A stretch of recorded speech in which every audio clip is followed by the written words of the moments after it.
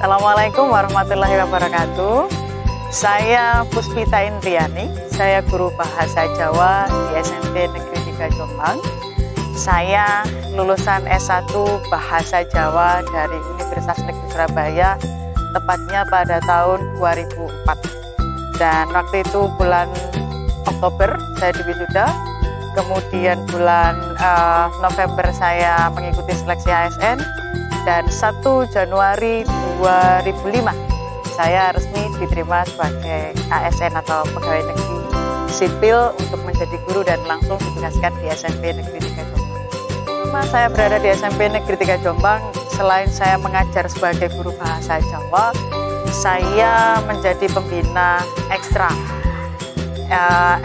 PBB, karena itu berkaitan dengan UKM yang dulu saya ikuti.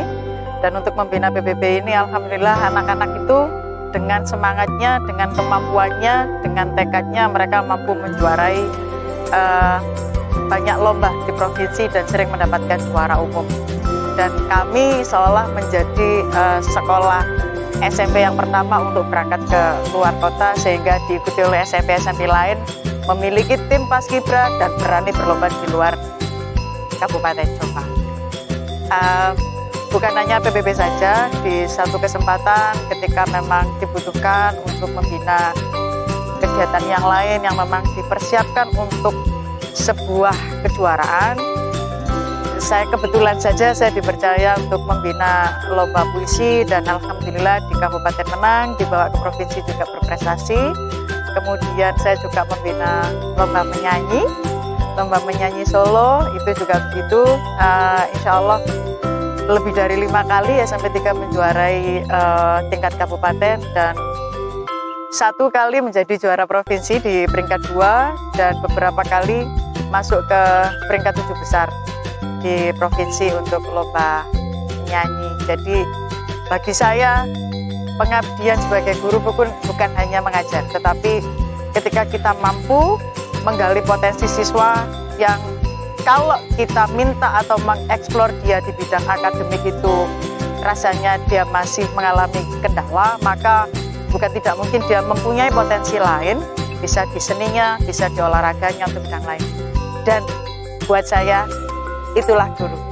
Tidak harus sesuai dengan basic pendidikan kita, tapi ketika kita mampu melihat potensi pada diri siswa, kemudian kita mampu mengeksplor itu, kita mampu membentuk itu, kita mampu mengarahkan itu, dan dia mendapatkan sebuah pencapaian, itu guru.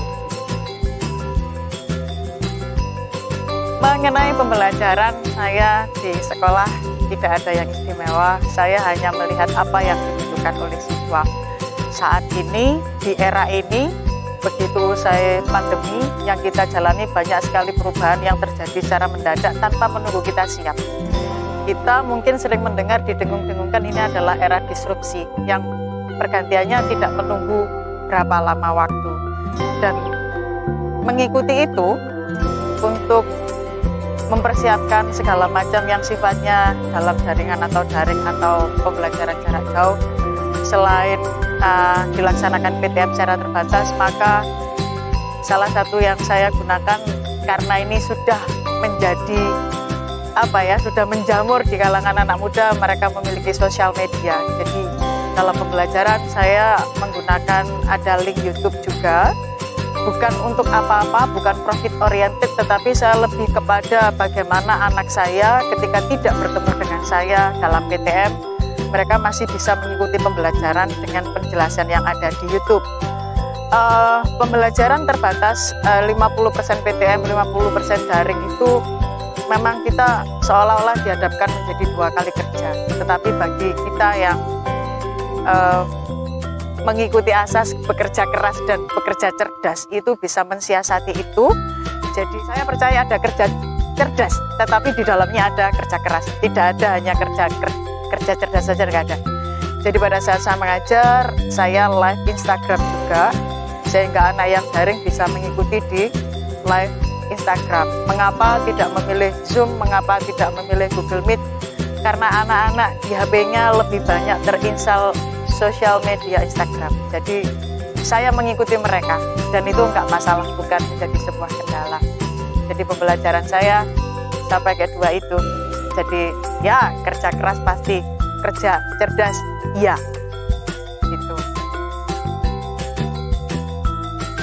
Sebagai guru, ya kalau yang saya dengar, saya yang saya pahami bahwa seorang guru itu kalau bisa tidak hanya hebat di kelas, tidak hanya hebat di sekolah, tetapi diupayakan untuk memiliki kiprah di luar. Apakah itu sulit? Kalau kita menganut kata sulit akan jadi sulit, tetapi jika tidak akan sulit. Saya di desa alhamdulillah saya memiliki kiprah di sana walaupun tidak besar.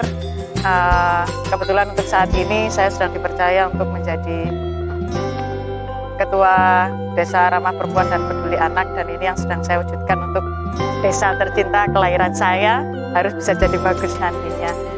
Saya rasa itu yang perlu saya sampaikan, bagaimana menjadi seorang guru. Saya bukan yang terbaik, saya bukan yang ideal, tetapi setidaknya semoga ini memberikan satu inspirasi untuk menjadi yang lebih baik lagi untuk semuanya, baik untuk guru maupun untuk siswa. Dan untuk siswa saya, nak, yang kamu butuhkan saat ini adalah investasi keterampilan, investasi pengetahuan, investasi kalian supaya besar, berganti menjadi era apapun, kamu sudah siap. Ingat, kita sudah di 5.0 ya. Terima kasih. Assalamualaikum warahmatullahi wabarakatuh.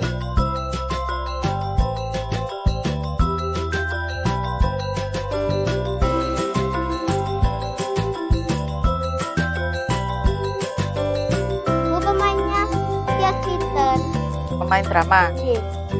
Pemain drama. Sampean kan selama ini didom dadi shift ya.